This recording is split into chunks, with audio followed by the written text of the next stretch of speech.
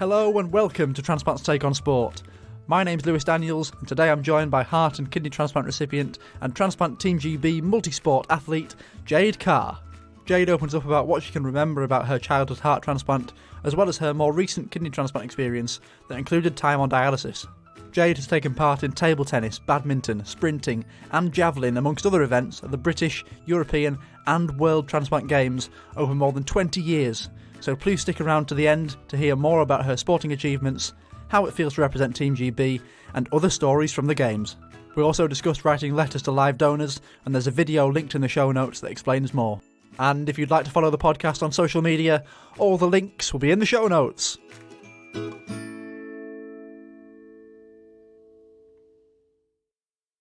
Jade Carr, welcome to Transplant's Take on Sport. Hello. You are a heart transplant recipient and a kidney transplant recipient, a double transplantee on the podcast. Off the top of my head, I can't remember if we've had one of those before. You're also a multi-sports person competing at many transplant games, both British and world. But we'll go right back to the start of your story before we go into that, listeners, you may notice a slight difference in the audio, whether that be for better or worse. I've changed room. You may have seen on Instagram, I've started soundproofing the spare room. More may be needed. So if this is a bit echoey or slightly different to usual, please bear with me, and that will get fixed as soon as possible. But going back to your heart story, Jade, when did you first find out?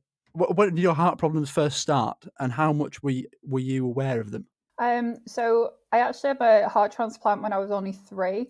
So for me, sort of memories of that time or anything before that just sort of don't exist for me. So anything that I've either sort of experienced or I've learned about my transplant and my ill health before that, I've all come through my mum and dad sort of telling me what happened. But I was actually born with a congenital heart condition called dilated cardiomyopathy. If you'd like me to explain it, I will. Let's go for it. So if you imagine sort of the size of a normal heart is like they always describe the size of your fist. So a little 3-year-old heart's really, really tiny, but the condition makes your heart sort of really big and floppy. And they said mine was 3 times as big as it should have been. So you can imagine for a little 3-year-old, that's really big and just wasn't working properly. So yeah, like my mum and dad told me from birth, I was really poorly, just really sick. I, wasn't eating properly, anything like that. I just wasn't very normal at all, so poorly. And I think it took up until I was 2 to be diagnosed. Passed from doctor to doctor, no one sort of had a clue, and anything heart related was kind of passed by really, it never came up until the age of about 2. And then, I don't know, I think I had my transplant when I was 3. So there was quite a few months sort of on the waiting list to wait for my heart. How did your illness affect you and your family at such a young age? Well, surprisingly, although I said I was quite poorly, I was only talking about this recently this week with my mum, and she said people would be so sort of surprised and confused because I'd run around all the time, considering I had this life-threatening heart condition.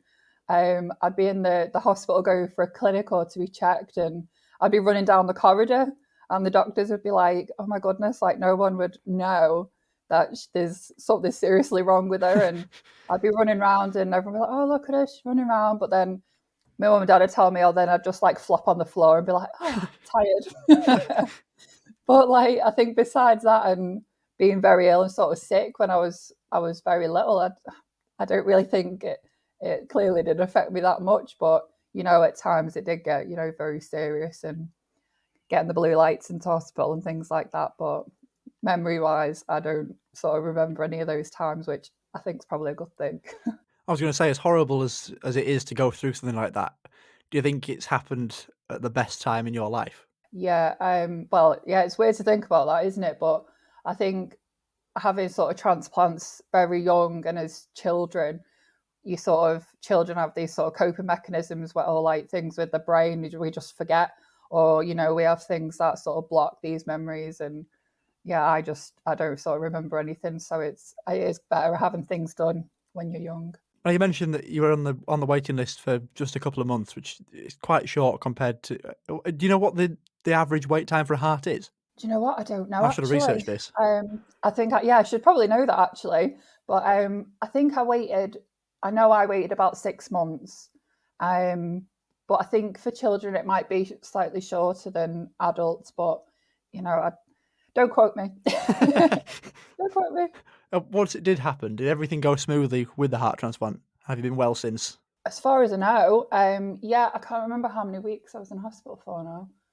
It's very different back then. I think older transplants, you were in hospital a little bit more, but everything's sort of changed now and you can be out in days. But I think I was maybe 3 or 4 weeks, I think, because, they're just sort of checking everything was all right and sort of stabilised and everything like that. But no, actually everything has gone perfectly. The only sort of thing that I've sort of had over the years is I had a pacemaker fitted sort of a few years later, maybe 5 or 6 years later, and I had that took out this year, so nice. Pretty perfect, I'd say, for heart-wise. When there may be people who are unaware of what a pacemaker is, would you be able to briefly describe what that did for you when you had it in? Yeah, of course. So I was 8 when this happened, and I think I just noticed because luckily after heart transplant, I was able to go to school and sort of live very normal life sort of post-transplant. So I think I just remember sort of doing like PE and sort of like physical activity and things like that. And I just get I think I was really tired or I just sort of feel rubbish. And basically for me, my heart rate went really, really low. So it was about 40 beats a minute. So the pacemaker for me sort of sped that up. Whenever it would drop that low, it would kick in. It wasn't like a defib where it kind of shocks you, but it would kick in and it would just give your heart a little zap. Just shock it back to normal rate. Going back to after your transplant, you said you were in hospital for sort of 3 or 4 weeks. We had a listener question in on that topic, and listener questions today are going to be in 2 small stages at various points in the podcast, just because they're on completely different topics. If you'd like to get this question sent in and have me ask it on the podcast, you can do so by following Transplants Take on Sport on social media. Instagram and Facebook are at Transplants Take on Sport Pod, and Twitter is at TTOS Pod. The day before recording, I will post on all of those saying who's coming on, what the sports are, what the transplant is or are, if there's more than one in this case. Sorry. And also maybe an achievement of theirs as well. So if you look on that, there'll be a box on Instagram, or you can go in the comments, or you can DM on any of the social media pages, and you will have a chance to feature on the podcast. And the first one comes in from Oliver, and he says, what is the recovery process and time after a heart transplant? Which is a question that I think I may have asked to Susie a few weeks ago on the podcast, but it's going to be different for everyone. What was it like for you? Oh my God. Well, I don't know, because I was saying it was so long ago. It's really, I don't really sort of have any memory. So what was the specific question again? What was it? It's about the recovery process. That's maybe more in hospital and outside of hospital, and the time it takes you to get back to. I mean, you may. Again, you wouldn't have known normal at that age. Is it something you've talked about with your family? I mean, over the years, we've been very open and always talked about things like that. But I don't know. It's just we've always been kind of, it happens, get on with it kind of thing. So it's never been. I don't know. I feel like I should know this, but I know I sort of after my transplant, I feel like I was very quick to sort of recover, as in. From pictures and things like that, I've seen I was doing things a couple of days after my transplant, I think I was painting and things like that on the ward and getting up, and they used to have a little Jeep kind of thing, remember the motorized Jeeps and cars you used to have when you were little? There was one of those on the ward and I absolutely loved it, and the nurse would take me around, or the play specialist would take me around the ward, and I absolutely loved that. So I was doing those things very quickly, which I've seen from pictures. And then all I know sort of post-transplant, I think this is general for everyone, sort of first few months, 6 months to a year, I think you're just supposed to be very careful with going out, protecting yourself, because after transplant our immune systems are just shot, aren't they? So we've just got to sort of be very careful. And I think I've been told, Mum said, that you kind of we've been doing this year, you kind of quarantine yourself a little bit, just sort of, taking care, and you just take natural steps to going out again and building that immunity. And for me, 4 months after transplant, 5 months, I started school. So I think I was okay. I suppose at that age as well, it's a different recovery process because you're not being told to walk this far or do these Yeah, exercises afterwards. You're only 3, and again at that age, you I suppose you listen to your body maybe more than you would as an adult because as yeah, a toddler, is it still a toddler at that age? You I'd say so. if you're not if there's something you don't feel like you can do, you're not gonna do it. Like when babies Yeah, cry when like, there's something yeah, not right. exactly. Um, so I feel like obviously, but also at that age, sort of, your mum and dad are like looking after you a lot, aren't they, kind of thing as well. So if they don't think you can do it, they're not going to sort of force you and things like that, especially so close after transplant. But I feel like, if there was anything I ever wanted to do, I was allowed to do it or I was allowed to give it a try, kind of thing. So um, even though I've had the transplant, it sort of didn't really restrict me very much at all. That's good to hear. And with any childhood transplant story that's been on this podcast, we're always talking about memory of that time. How much can you remember? Because you, no one tends to remember that much from when they're that young. I mean, it might be a No. long shot asking this question, but how much do you remember about the feeling of receiving a new heart? Oh my goodness. Do you know what? Well, like we've said, I don't really Yeah, know. And I don't know. I mean, like we've said, the whole experience is kind of a good thing to have not remembered such an awful time. Um, but I don't know. I feel like there's a memory I do have, and I've forgotten what it is now. But I do know, I think this is probably just from repeatedly being told, but straight away, sort of as I was coming round from my operation, the first thing I asked for was a McDonald's, standard. a McDonald's and lemonade. So yeah, that's what oh no, it was a Coke, one of them anyway. Obviously the healthiest option, but they were like one of the first things I'd had after my transplant. So um, but yeah, it would be nice to have remembered some little things, but like the good things. But It's as you say, in a way, it probably is a good thing that you don't remember that much of it. yeah, because I imagine, it's traumatic, isn't it? Like, well, for anyone, transplants are traumatic, but It's the big one as well. yeah, but yeah, for children, I mean, no child should go through things like that, should they? So, like we said, it's a good thing we don't, I don't remember.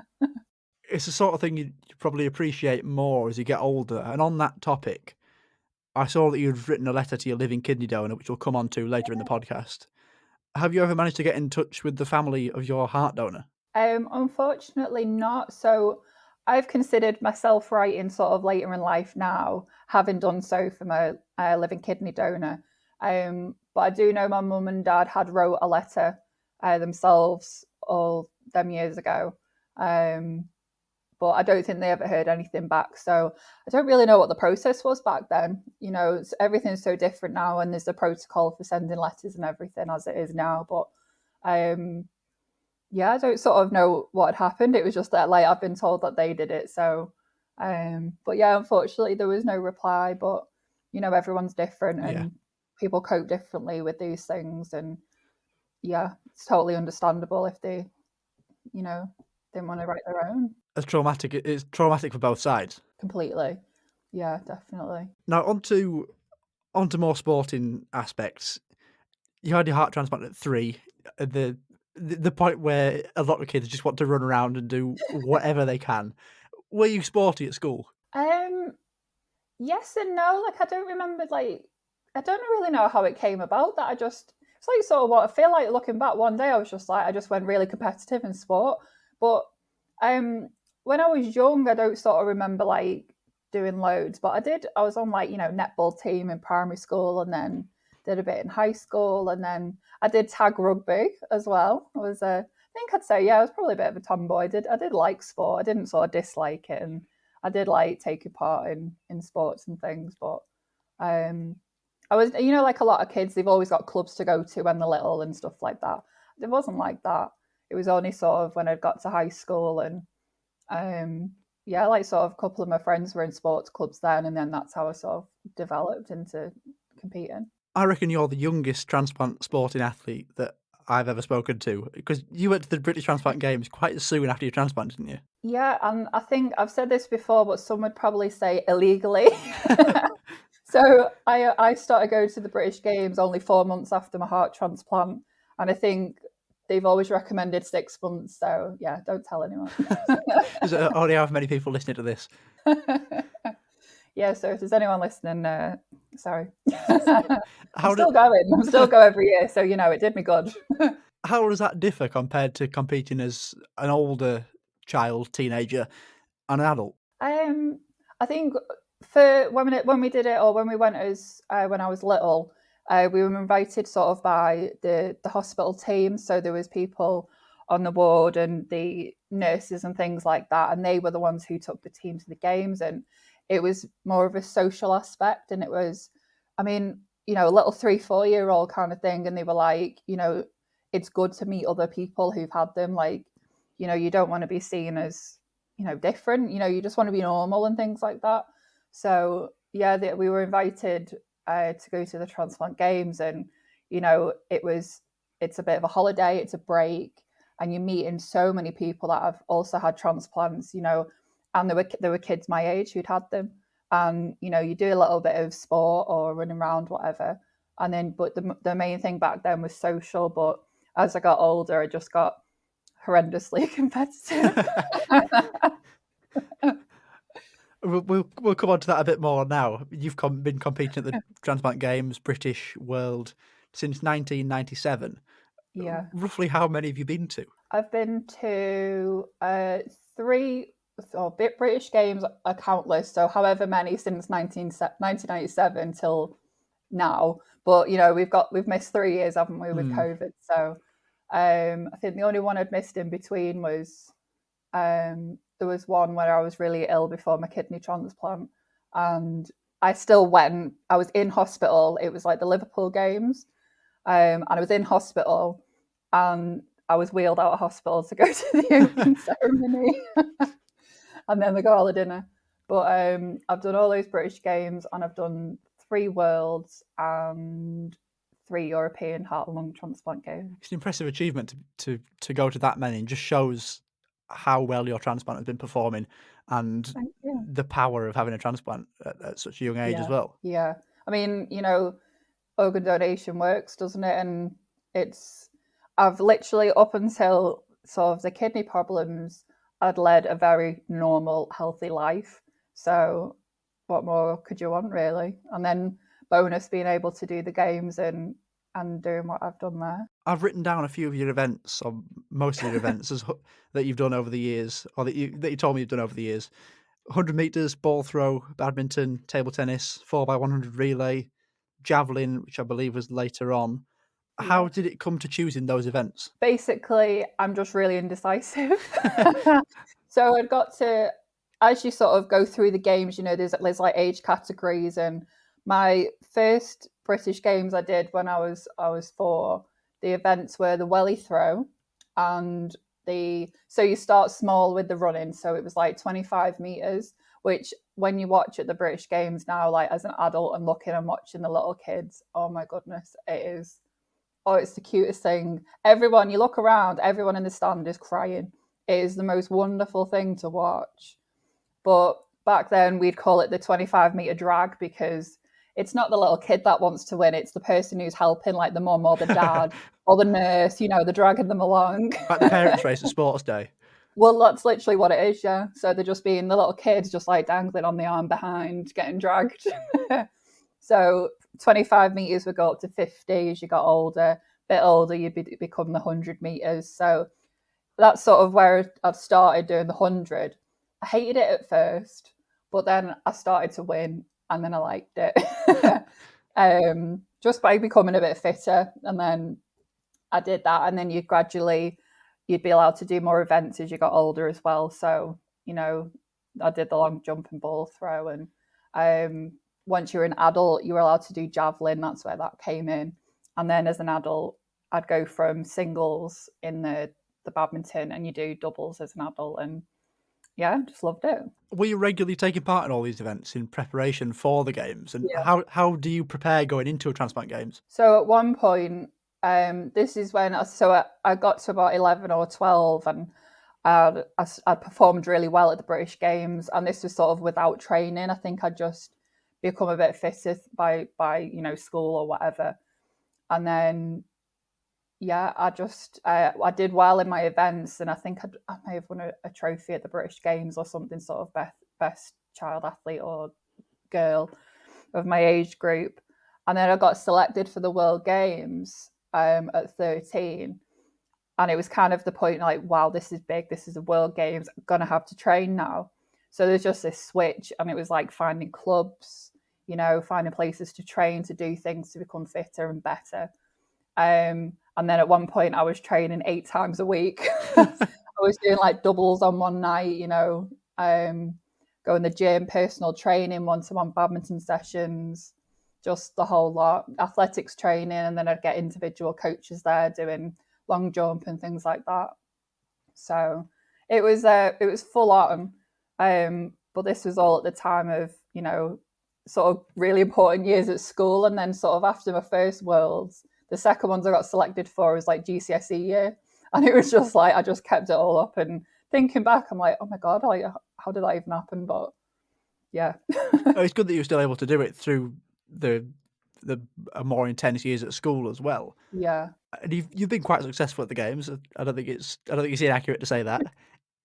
Where do you keep all your medals that you've built up over the years? How many medals do you think you've really won? Embarrassing. I think now it's like over 50 or 60. That's got to be nearly. That's got to be. And I don't know, but that's got to be near a record. I don't know. It must be. I mean, there's there's people that have been going the games longer than me, so that still go. So they'll probably have more than me, but it's really embarrassing that I keep them in a box, not like a cardboard box, but like a little metal one with clips on. But I you think don't I see do the the light same. of day, which is just really sad. It's an achievement to be proud of. So I'd probably do the same. It's something that you treasure as well, because you know where you've had to come from to get to that stage. Yeah, definitely. Like more recent ones, sort of after having my kidney transplant, they're in the drawer. That are they're sort of more recent ones that I can access. But yeah, the rest of them are in a box, and I've always wanted to display them, to look at them, but there is a hell of a lot of them. But you can get like a pole kind of thing and like dangle them all off, but it would have to fill a wall. Like You need a lot of nails. Yeah. We've mentioned the kidney transplant and kidney problems a few times now throughout the podcast. So let's move on to that. And when did you find out that you might need a kidney transplant? So I was diagnosed at the age of 17, just about to turn 18. So that was another big year. So it all happened, all of these big sort of milestones in my life. That tends to be the case. Of course. And I think it was at the point I was at college, and I had the diagnosis, and it was the point of choosing unis. So because I'd been enjoying sport and everything. That was the path I wanted to go. Like I was so into my sport, and I'd been selected to go to the 5 big unis for sport, and I had to decline them all. Because they told me I would be too ill to move away, and it would be down the route of dialysis and things like that, unless I had a live donor and things like that, which wasn't to be at the time, because my mum was a match, but like I mentioned at the beginning, with the congenital heart condition, my mum's got the same condition. That's Right. where it had been passed on from. So it was kind of detrimental then for her. She was not allowed to donate for her own health. And then my dad wasn't a match. So there was sort of these added complications. And so it was at this sort of really important time where sort of everything was going on, and it was awful.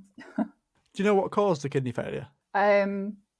So I don't usually like talking about it, just because I don't want to make people feel bad, because for me it was the medication I take for my heart transplant.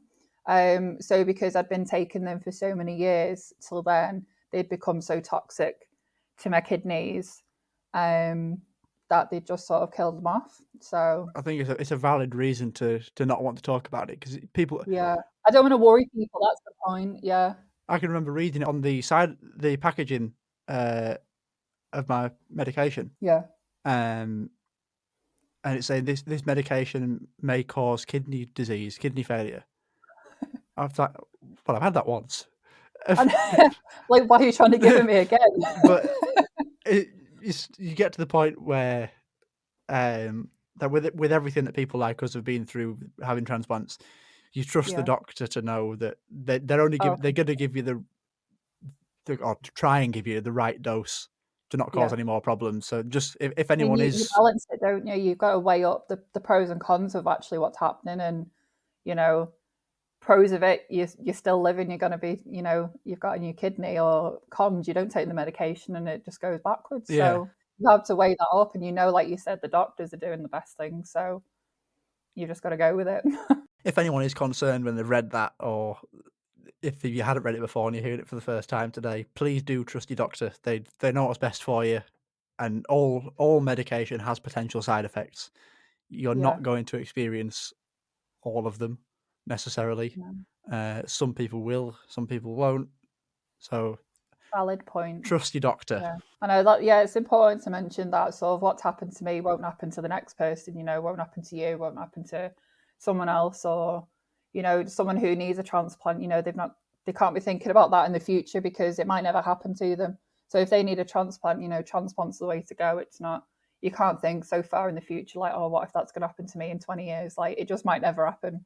So, yeah, live life.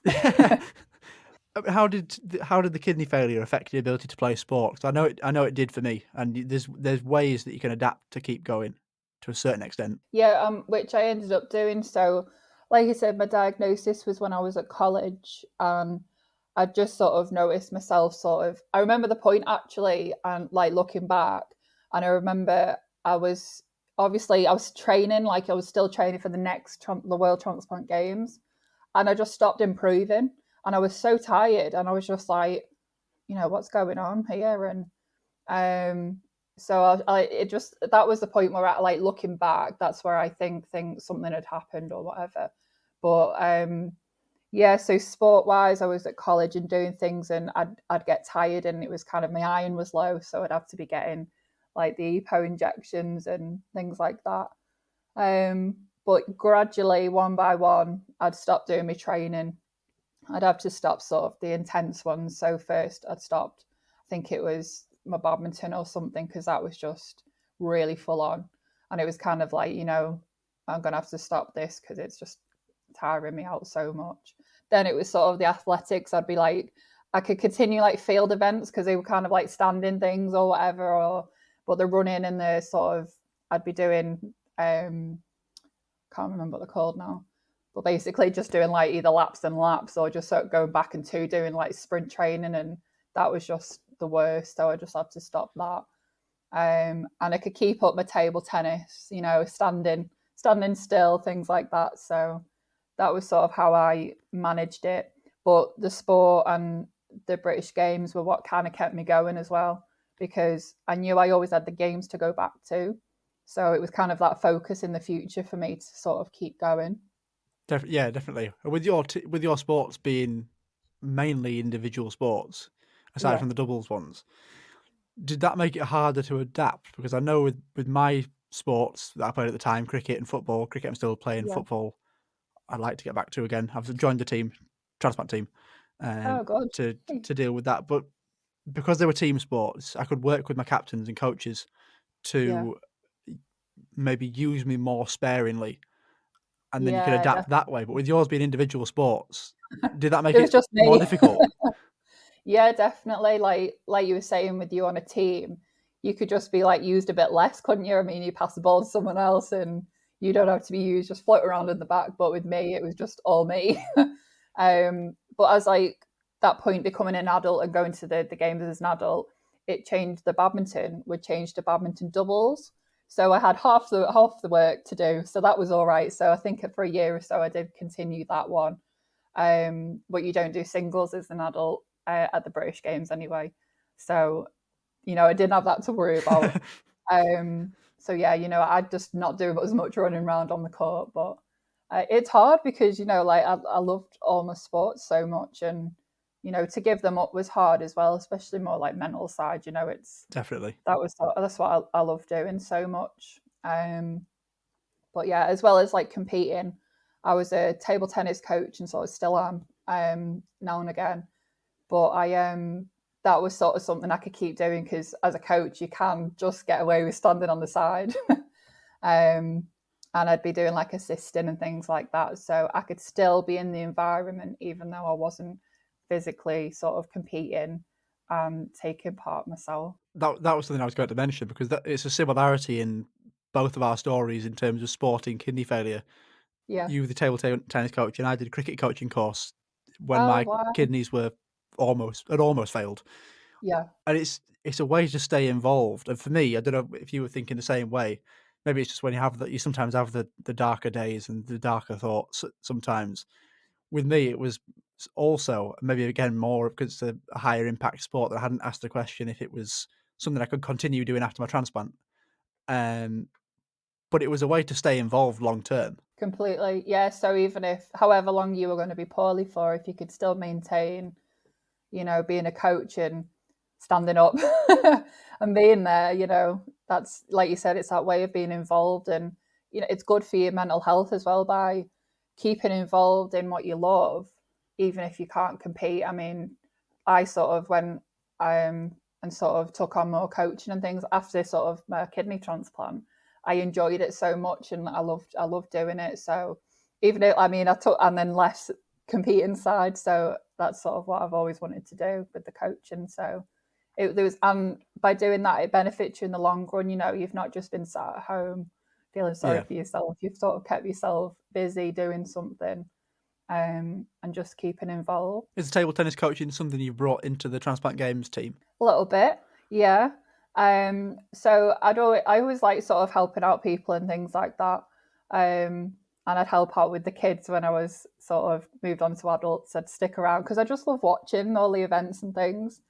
And then got to a point where I was appointed the table tennis coordinator at the games, and there was sort of all coordinators for different sports, and we'd have little meetings and stuff, and just sort of see how we could develop the areas in those sports.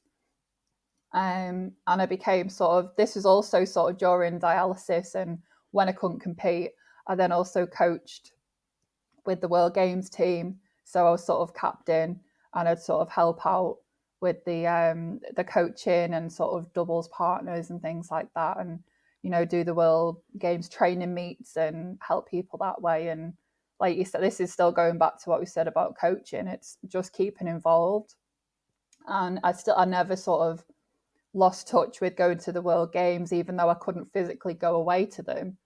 I was still going the meets and helping out and being involved. And yeah, important to stay involved and keep yourself going and have you be motivated and something to look forward to again in the future. As you said earlier, it's mentally as well. You stay around the people that you're going to be that you've known over the years, that you've gone to Yeah. previous games with. Yeah, definitely. And over the years, I wouldn't even sort of call them friends anymore. It's family. So you'll get that feel sort of if you come to the games in the future that it's family. Sort of we've all, no matter sort of what transplant, we've all been through the same thing, and sort of we all sort of know what we're all talking about, whether it's meds, sort of what you're feeling, hospital things, and we all go through the same things and similar experiences. So we all become very close, and yeah, a little bit of a family. So I'm going for so many years as well. It just brings everyone together, and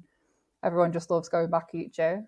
Table tennis is the sport that I was going to pick in 2020. That seems a long time ago, in Coventry before that was cancelled. So Yeah, like when was that? That was said. I was going to start training, but that hasn't happened yet. So hopefully in the new year, ready for Leeds. Definitely. Sounds like a good group to be around. Yeah, definitely. And obviously British games, you're all sort of competing against each other and things like that. But then it just completely changes, like when you go to the Worlds, like, and it's just everyone's together, and you just have this big sort of family feeling. Everyone supports each other, even though then you do sometimes compete against each other there. But really good like camaraderie and stuff. Like it's just a great group of people to be around, and so comfortable, everyone being through similar experiences, and yeah, it's great. You can tell how much that the group of people, the family feel, and also competing and playing sport means to you by the fact that you went to the British Transplant Games and competed while on dialysis. How Yeah, was that? How don't know difficult was how that that? happened. Yeah, so I remember it was when I was on PD, and I think I'd sort of started with enough time to sort of settle on it and things like that. And then when the time like the games coming round, I thought, oh, I think I'll manage this, and I didn't run because that's a bit dangerous. But I think I did sort of throwing events, and I managed badminton somehow. I'm sure, and I did table tennis as well. Um, but yeah, I don't really know how I did that, but I did, and I'd be carrying around a backpack, um, with my stuff in it and with my fluid, and I'd have little breaks, and I honestly don't know how it happened. We spoke off air beforehand. You've been on both types of dialysis, hemo and peritoneal, and Yeah, we've talked about dialysis a lot over the course of the episodes that have gone by, including the yeah, last one about the two different types. So we won't spend too much time talking about the how it works. People well briefly we can do. Hemo yeah. is generally. I've not been on it. I'll let you do it. Okay. Well, I was a little bit different, as this whole podcast seems to be. I just seems to be this just random one that just wants to do everything. So I started with the peritoneal. And as we sort of said before about transplants, this doesn't happen to everyone. So I started with the peritoneal, and then some people are very lucky and can go on for years and years. Some people don't do very well on it and don't last very long on doing the PD. But I did all right. I lasted about 3.5 years on it. Enjoyed is probably the wrong word, but it suited me really well. But I got to a point where I was quite poorly, and then I was actually very, very poorly. And then they kind of said, it clearly doesn't seem to be working.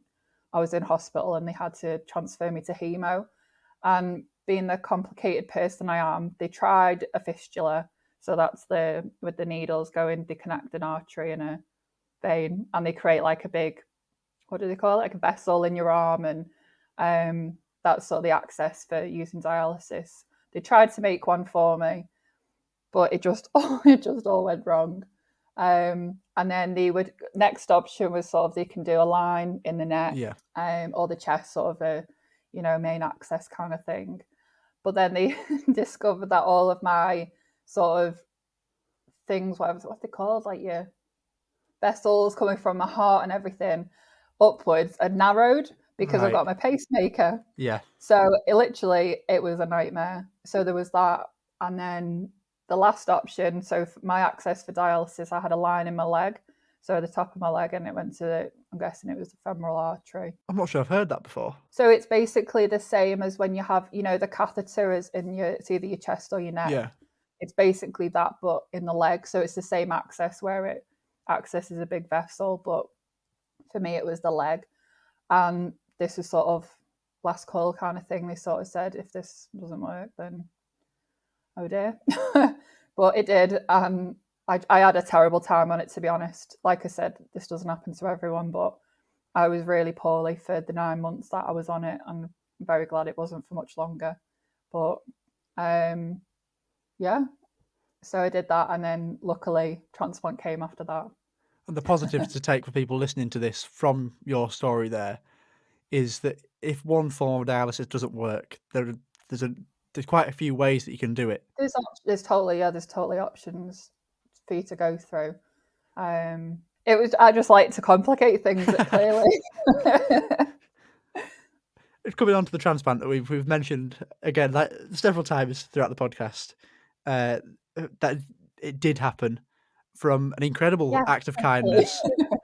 Yeah. That is maybe lesser known than the other methods of donation, which I'll let you do the honours of of showing how special that is. Okay, so my little story for my kidney transplant, I'd actually, because for transplant, as we know, you have to be a certain level of healthy and ill mixed together. So you have to be healthy enough to go through the operation, but poorly enough to need the transplant.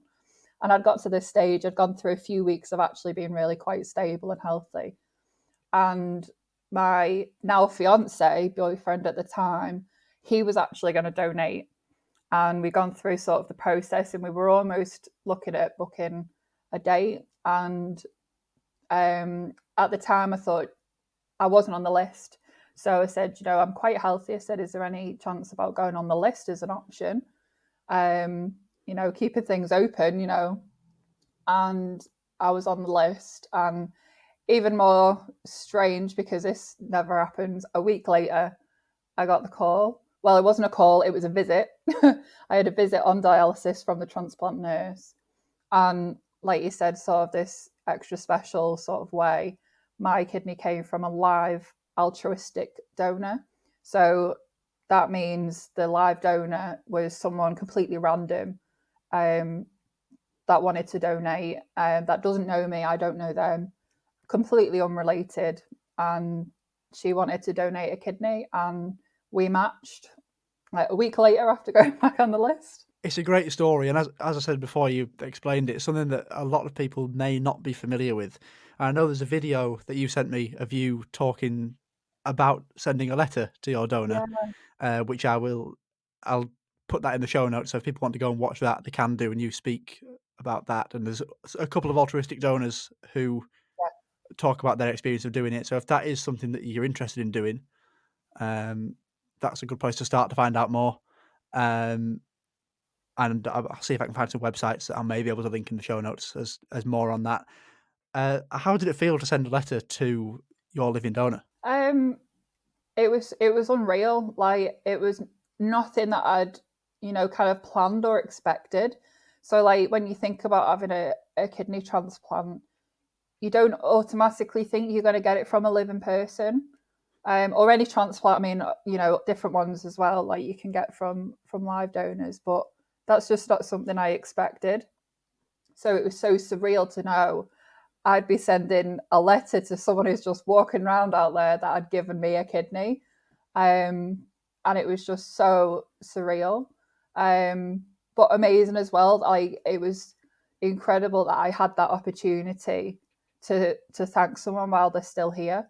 Because a lot of people, and obviously like with my heart donor, a lot of people don't get that opportunity to thank people in real life, in person, because they've sadly passed away.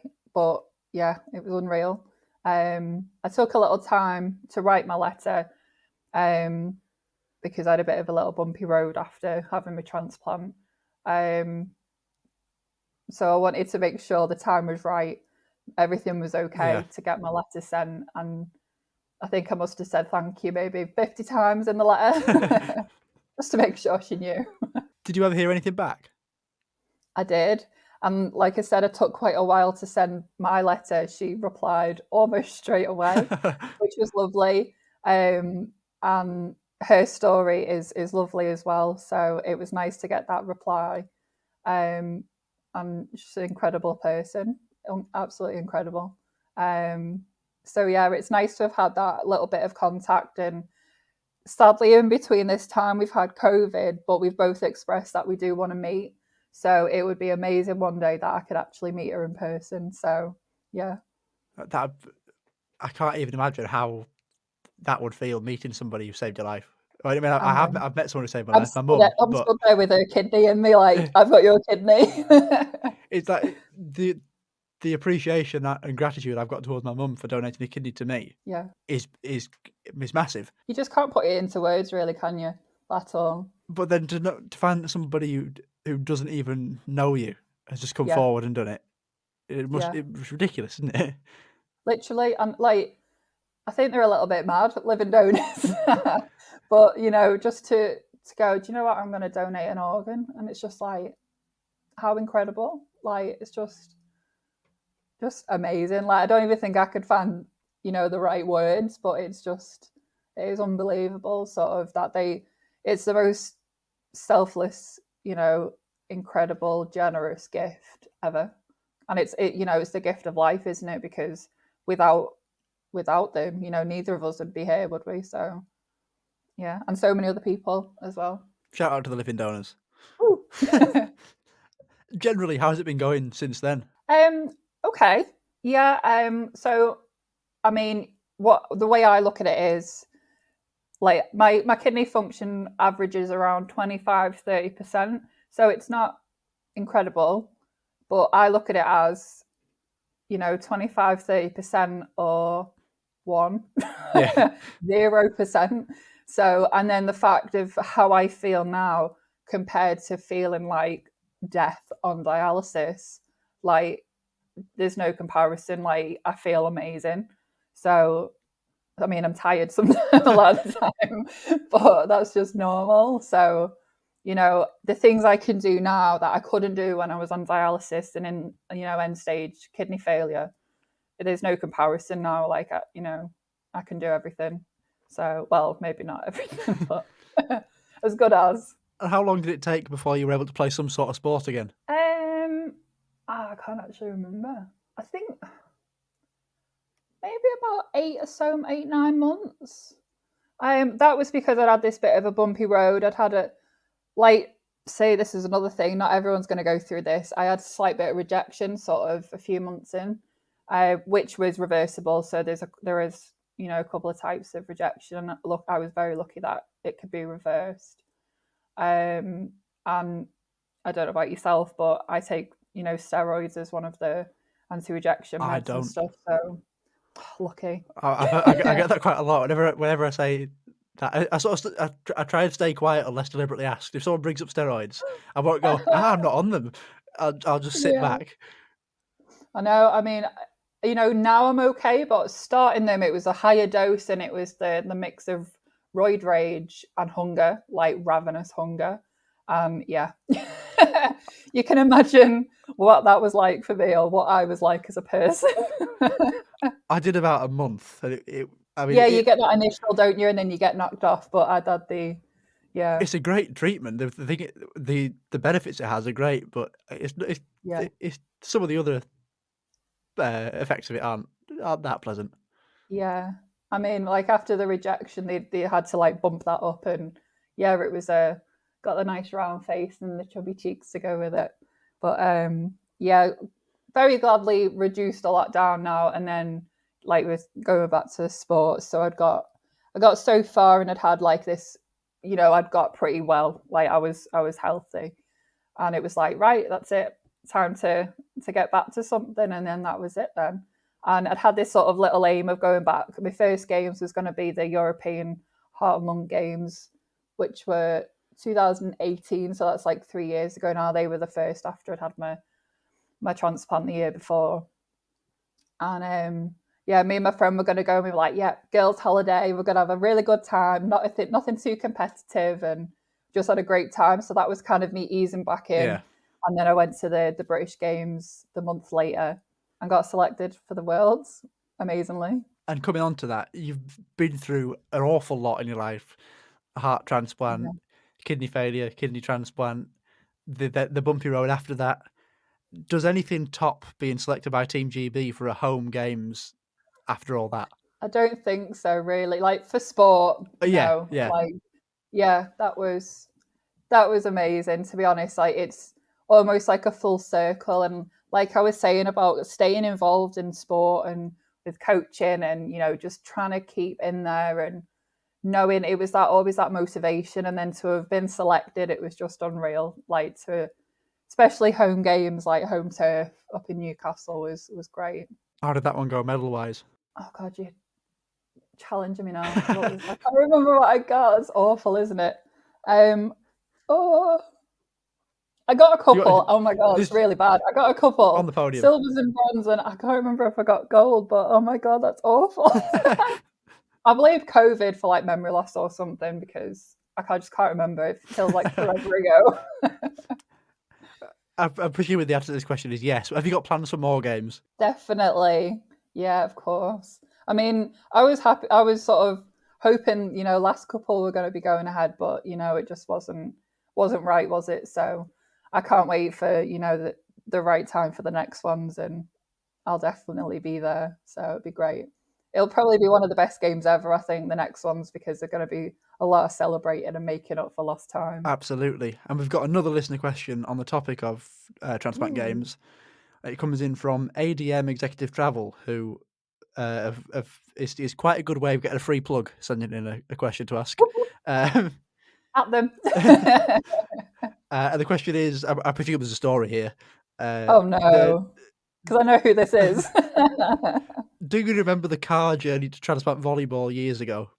I'm guessing there's a story behind this. They've then put a laughing face and a beer emoji.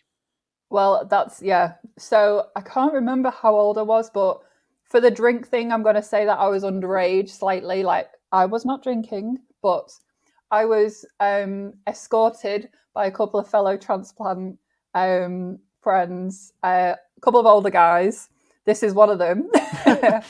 And they were looking after me and had taken me down to what did he say? Was it the volleyball tournament? Yeah.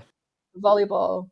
And as a joke, they pulled up on my drive. My mum was like waving us off, and he like puts a beer out the window. Like I think the driver's side, no, there was no drink driving, but I think it was like he put a beer out saying, "Yeah, see you later," and like sort of waving this beer around as we were on the drive. And I was like, "Oh my god!" But yeah, fun times. They're all the satellite events that go along with the British Games. So you've got volleyball, there's rackets tournaments and things, and obviously you're involved in the cricket as well. That's another one. Yes. But yes, I do remember that. Yeah, my mum always reminds us of that. From one fun time to another, it's the return of the as yet unnamed quiz that came back last week. It's potentially very Alan Partridge, but we'll see how it goes. So as a reminder of how this works, each week I'll ask the guest who comes on the podcast 4 questions based on a sport of their choosing, and yours, Jade, is athletics. The 4 questions will consist of 1 which is higher question, 1 true or false, 1 what happens next, which I will hopefully post on. I know people may be thinking again if they haven't listened to last week's one, how do you do what happens next on an audio-only podcast? I'll try and describe it as best I can, and then without violating any copyright laws, I will try and post videos on social media. And the final question will be a who am I? And the aim is to score as many points as possible out of 4, and I'll be keeping score as the podcasts go by. Now, Oliver set the bar quite high last week with a score of 4 out of 4, although he did say that I set quite generous questions on the UFC. So I hope these will be just as generous. I mean, it may have influenced this week slightly. So for your sake, I hope they're not too challenging. But let's get into it. Question 1. It's actually not a which is higher. It's a which is taller. Oh. Is it the men's high jump world record set by Cuba's Javier Sotomayor in 1993, or the height of the tallest person in recorded history, Robert Wadlow? What was the high jump level? Is men's. No numbers yet. No numbers. So sorry, which is taller, men's high jump world record or the tallest person in recorded history? Okay. The tallest man. Correct. Yes. Robert Wadlow, who is no longer with us, sadly, was 2.72 meters, and for those who that may mean nothing to, that's 8'6". Oh, that's pretty tall. The high jump world record is 2.45 meters, so not far off. Ooh, not far. 1 out of 1. But I got it right, so that's all that matters. I'm getting there. Question 2, true or false? Throughout the course of the 2008 Beijing Olympics, where Usain Bolt set a world record in 100 metres, he ate 1,000 chicken nuggets over the course of the 10 days he was in the athlete's village. True or false? I'm going to say true. It is true, allegedly. I know he loves a chicken nugget. 1,000 chicken nuggets in 100 a day.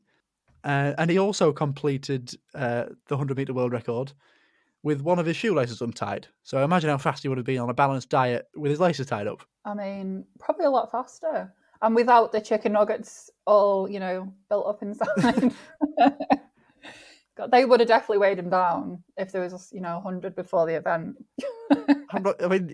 You may call it. That's a lot of share boxes. You may call it loaded up with protein, but I'm not sure if that's.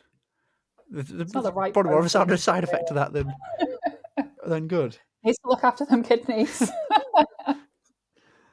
Question 3, after a perfect start. What happens next? So, to set the scene, during the Rio 2016 Olympics, Japanese athlete, and I hope I pronounced the name right, Hiroki Ogita, is about to take part in the pole vault. And this is multiple choice. But what happens next? Is it A, he starts to take off, but the pole snaps, sending him crashing to the ground? Is it B, his attempt doesn't quite go to plan, knocking the bar off with his face? Oh. Or C, after a promising start, he failed his attempt as he knocked the bar off on the way down with his manhood? Oh, that's plausible. I'm gonna say A, because I feel like I remember a bar snapping somewhere. There maybe was a bar snapping, but it wasn't this man. No, it was his manhood, wasn't it? Yes, it was. No. He didn't take it well initially when the media made fun of him and the journalist was laughing at him, but he saw the funny side eventually. He did slap the bar with his manhood on the way down, knocking it off. I bet that it. Wow. I'm not sure what to say at that. No, I don't myself really, but I'm just gutted because that's a point I've lost. I've tried not to go too crude with that one, but it's a funny video to get on social media. I know, yeah. I feel like we should have the video as this goes posted up. I'll get it up on the day it's released. This will be when you're listening to this. Fabulous. It should be there. Question 4: who am I? So this one, I'll give you 4 statements. Okay. And then you can have a guess, and then if that's not correct, you then get 3 more statements with a guess after each one for a chance of a point. Okay. So, this person is a sprinter. They were born in December 1995. Their 100-meter PB is 10.83 seconds, and their 200-meter PB is 21.88 seconds. And they are the national record holder in both 100 meters and 200 meters. Who am I? Oh, I'm thinking of the wrong person. Well, what year were they born? 1995. Oh, I know. I was thinking really old person. I don't know, but then 95, like they're younger than me. Okay, so 95, and can you recap? So, sprinter, born in December 1995. Yeah. I don't know how relevant these next ones are. 100-meter PB is 10.83 seconds, and 200-meter PB is 21.88. And they are the national record holder in 100 meters and 200 meters. Okay, I'm going to guess Dina Asher-Smith. You've got it. Yeah! Dina Asher-Smith. You got it before. Wow. I tried to make that a bit harder because last week Oliver got Max Holloway, the UFC fighter, before I even finished reading the statements. So I tried to go a bit harder and then make it increasingly more obvious with the extra ones. Was the next going to be? Because I was thinking, is it going to be a male or a female? So again, I'm going to. The next one, the next clue was in July 2015. They became the first British woman to run 100 meters in under 11 seconds. Oh. And the fastest British woman in recorded history. That was another thing I was thinking, is it going to be British as well? So, well, smash that. Is that 2 points then? So I can... That's three out of 4, which when I eventually get a whiteboard, will be somewhere in the setup so I can refer back to it. So you're currently second, but I imagine as the weeks go by, you'll be quite high up on that leaderboard. I know. Because I'm just gutted. I mean, 4 would have been better, wouldn't it? What's wrong with the manhood? I mean, if I was watching this on a quiz show, you'd be thinking, why is that answer there? I mean, it could only get stranger as I discover ways to write questions. They were good questions, I have to say. It's working. Very good. Quiz is working. I like it. We just need a good name now. You need a good name for it. I'll have to get thinking. I might even put it out on Instagram. Yeah. It's been great to talk to you today and learn more about your your story that, as you said, is quite complicated and a lot's happened over the Yeah. years. One more question before we go, and it's the question that I ask everyone who comes on. Oh, What's okay. one piece of advice you'd give to someone facing a transplant? Oh, that's hard. I wish I'd been able to prepare. We're Oh my goodness. going to get a raw answer. Okay. Keep going. There we go. Keep going and think positive. Never give up. I mean, look at me. You've It was a definitely mess, kept going. and I'm still here after everything. So yeah, I think I say it all the time. Just keep going. It doesn't matter what's going on. Just keep going and keep digging. Like keep going, because there's always a little tiny light at the end of the tunnel. There we go, Jade. It's been a pleasure to chat to you today. Thank you for coming on. I hope you've enjoyed yourself. It's been really good. No, thanks for having me. It's been fun. If you're enjoying what you're hearing, please do make sure that you share it with your friends, share it with your family, go and shout about it in the streets, whatever you want to do. We're now at the point where people maybe are visiting more often. Christmas is coming, you may be seeing your family. So if you've got a relative who's not that clued up on technology but has a smartphone, and you could do this because it's free. If you find that person's phone, go onto a podcast app, whichever one that may be, Apple, Spotify, Google, Amazon, search for Transplants Take on Sport and press subscribe. It's free. It's a bit cheeky, it's free, but that will help the downloads, and then people might see it more on the podcast apps. And speaking of podcast apps, Apple Podcasts is the most used app to listen to the podcast to, so it would mean a massive amount to me if you could rate it 5 stars on there, as that really does help bump it up in the listings and help more people discover it, more people than you think it might do. If you don't think it's 5 stars, which some people may not, that's absolutely fine. This one was. I'd rather you told me if it's not 5 stars than going on there and going, "Ooh, it's 1." We'll get that down. If you tell me, I can work to improve. Although this has been going nearly a year now, I am still learning. I would still like to learn more and take this as far as it possibly can. So if there's something you think could be improved, feel free to get in touch. If you'd like to get in touch, you can do so via social media: Instagram at Transplant Take on Sport Pod, Facebook at Transplants Take on Sport Pod, Twitter at TTOS Pod, or you can email transplanttakeonsport@gmail.com. Whether you just want to send a message, if you'd like to volunteer yourself to come on the podcast, then please feel free to do so. Or if there's someone who I should be getting in contact with that you'd like to suggest, then you can do that. Also, thank you for sticking by the podcast. Thank you for supporting. Thanks once again to my guest, Jade Carr. I've been Lewis Daniels, and you've been listening to Transplants Take on Sport.